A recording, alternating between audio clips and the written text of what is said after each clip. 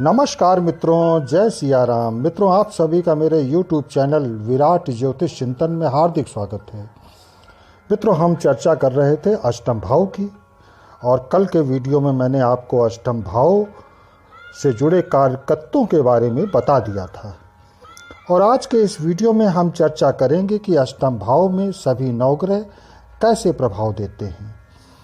जैसा मैंने आपको बताया था कि अष्टम भाव कष्ट, संघर्ष, बाधाएं, जान जोखिम, अपमान, मृत्यु का भाव है। ये शोध, गूढ़ व गुप्त विद्याओं का भाव है।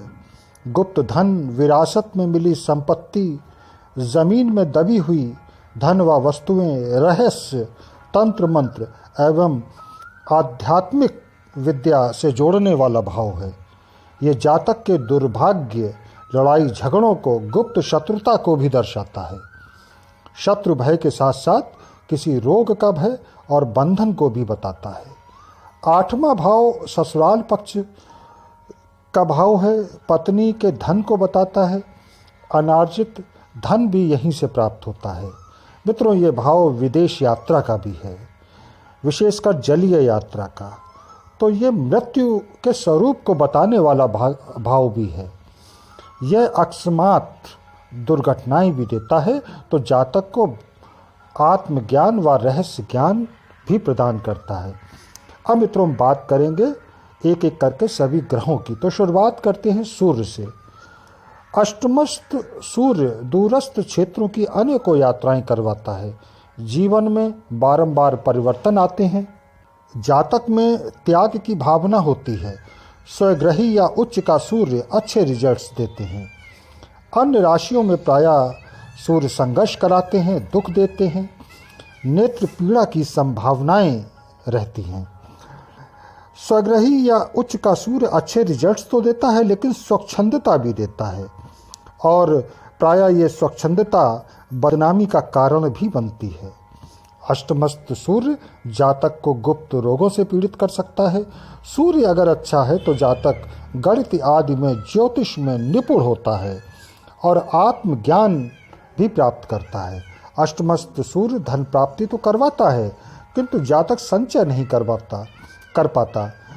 फिजूल खर्ची ज़्यादातर रहती है और इससे आर्थिक संकट उत्पन्न होता है।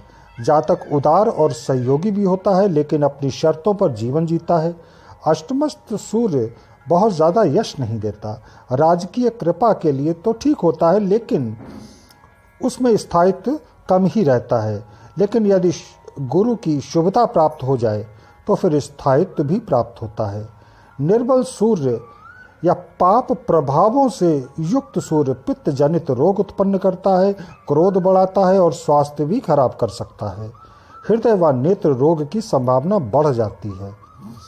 ऐसे जातक को चाहिए कि अपना चरित्र अच्छा रखें, पिता की आज्ञा मानें, उनकी सेवा करें, धर्म और अध्यात्म से अपना जुड़ाव रखें। अष्टमस्थ सूर्य को तपस्वी राजा जैसे विश्वामित्र की संज्ञा दी जा सकती है, जो अपनी इच्छा शक्ति से, सत्कर्मों से कई सिद्धियां प्राप्त कर सकता है और समाज में अपना प्रतिष्ठित स्थान भी बना सकता है। मित्रों, अब बात करते हैं चंद्रमा की। अष्टमस्थ चंद्रमा को जीवन के लिए प्रायः अच्छा नहीं माना गया है। नेत्र विकार व अन्य जलीय रोग होते हैं। पानी से जीवन संकट में पड़ सकता है। माता के लिए भी यह अच्छा नहीं होता।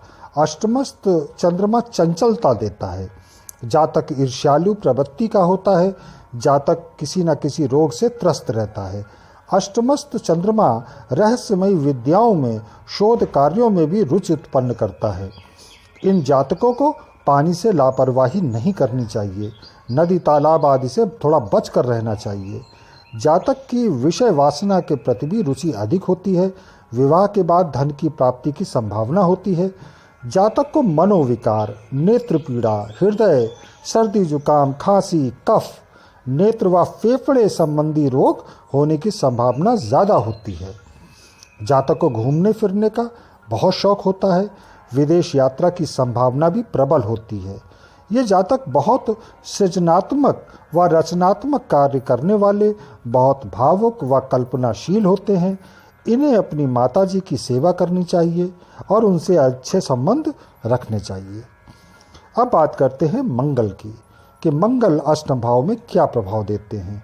तो अष्टमस्थ मंगल दोष उत्पन्न करता है, दुर्घटनाएं करवाता है, शस्त्रघात, एक्सीडेंट या रक्त विकार से कष्ट की संभावना प्रबल होती है।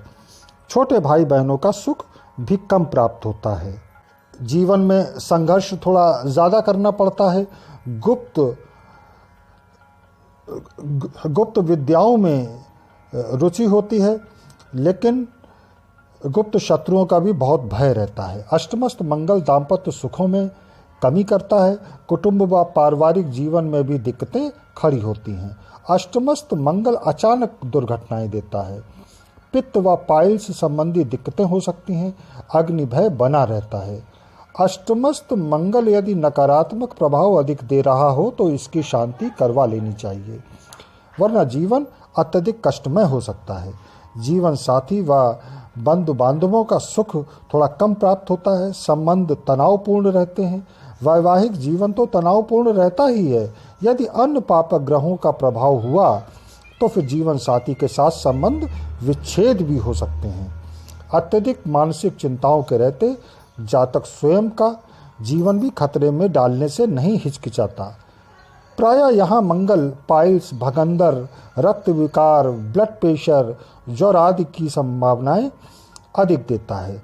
गाय को प्रतिदिन गुड़ खिलाना चाहिए। मंगलवार को बंदरों को मीठे पुए, गुड़ चना आदि खिलाएं। मंगल की शांति करवाएं तो समस्या कुछ कम हो सकती है। तो मित्रों, आशा है मेरी दी हुई जानकारी आपको अच्छी लगी होगी। इसी के साथ अपनी वाणी को विराम देता हूँ। मिलेंगे अगले वीडियो में दूसरा पार्ट लेकर। तब तक जय सिया राम, नमस्कार।